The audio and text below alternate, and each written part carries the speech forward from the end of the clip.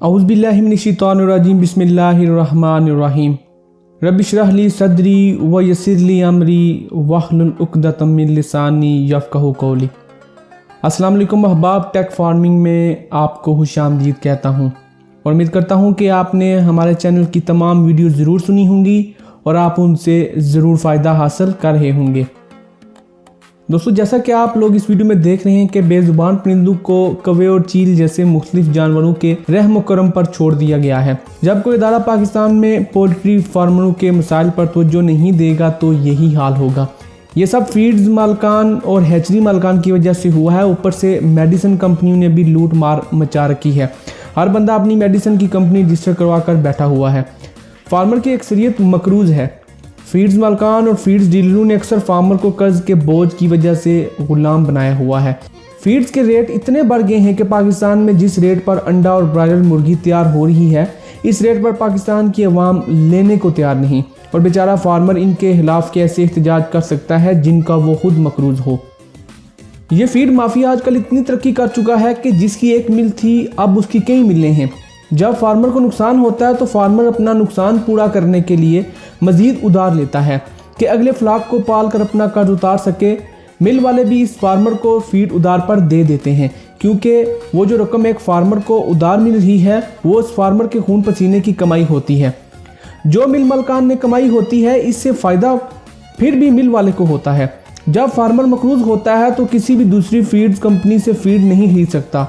उनका गुलाम जो ठहरा फीड्स मयारी हो चाहे ना हो, जब तक कर्ज अदा नहीं करेगा ऐसे रोज़ जीतता है और ऐसे रोज़ मरता है और इनके खिलाफ कोई भी बात नहीं कर सकता। ये माफिया फार्मर बेचारों से हाली चेक और मुख्तलिफ प्रोमोट और ज़मीन, गाड़ी, फार्म के कागजात वगैरह अपने कब्जे में ले लेते हैं, अक्सर उधार देने से पहले।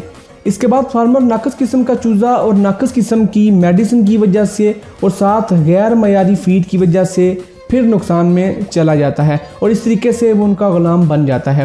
आखिर में बेचारा अपना सब कुछ इनको देकर मेहनत मजदूरी या किसी दूसरे काम में मसरूफ़ हो जाता है। उसका शेड या मिल मलकान अपने कब्जे में ले लेते हैं या फिर कोई दूसरी मछली जाल में फंसाने के लिए तैयार हो जाती है। वो अमारत इसको किराए पर देकर फीड भी उधार पर देते हैं। जो नकद पर लेता है वो भी अपने पैसों से हाथ धो बैठता है। कभी सुना है कि कोई फीड मिल बेचकर भागा हो? फार्मर ज़रूर अपना फार्म बेचता है, ज़मीन बेचता है, फिर भी उसकी जान नहीं छूटती।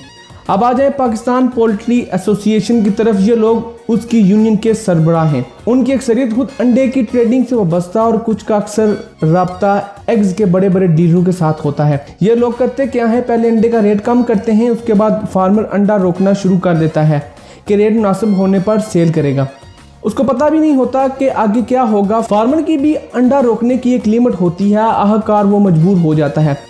आगे इसने अपना कारोबार जो चलाना होता है। पाकिस्तान पोल्ट्री एसोसिएशन जब देखती है कि फार्मर अब मजबूर है तो अंडे के रेट में मज़ीद कमी कर देते हैं और फार्मर मज़ीद परेशानी में चला जाता है और अंडा बेचने पर मजबूर हो जाता है। पाकिस्तान पोल्ट्री एसोसिएशन से जुड़े लोगों के लिए सुनहरी मौका होता है।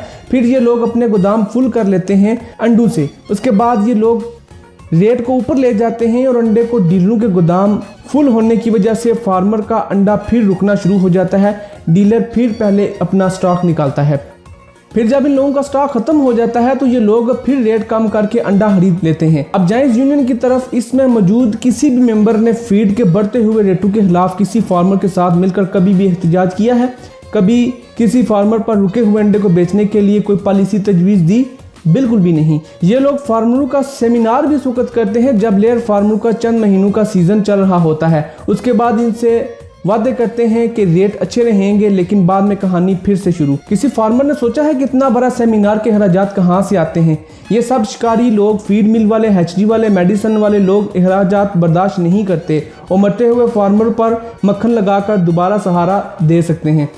लोधना शहर की मिसाल आप ले लें। यहाँ पर अंडे की एक पेटी का रेट 1500 रुपये चल रहा है और फीड की एक बोरी का रेट 2500 का है। खर्चा निकाल कर अगर अंडा 3000 की पेटी पर सेल होगा तो फिर फार्मर खुशहाल होगा और कुछ कमा भी लेगा। इसके फार्म पर मौजूद जो फ्लॉक है या सबका फ्लॉक के जिम्मा जो डीलर की रकम होती है वो भी उसे अदा करनी है। यूँ फार्मर गुलाम से गुलाम आगे चलता रहता है। मजाल है कि कोई पोल्ट्री एसोसिएशन का नुमाइंदा इधर लोधरा में आकर लाहौर रेट पर अंडा बिकवा सके। ये सब गेम कर रहे हैं। फार्मर की मिसाल उस वक्त ऐसे है फार्मर की मिसाल इस वक्त ऐसे है जब किसी गाय को सिमिनेशन करवाने के लिए पाइपों के बने ढांचे में ऐसे फंसाया जाता है कि वो भाग ना सके। ऊपर से गाय की गर्दन में एक पाइप से दबाव डाला जाता है कि भाग ना सके। भागने पर गर्दन वाले पाइप का दबाव बढ़ा दिया जाता है और फिर तसल्ली से काम मुकम्मल कर लिया जाता है। फार्मर का मतलब मेरे ख्याल में फॉर मतलब दूर, मर मतलब मर, यानी दूर जाकर भी मर या फिर परे जाकर मर। मेरा जो इन बेजुबान परिंदों की तस्लील पर हक बनता था वो अदा कर दिया।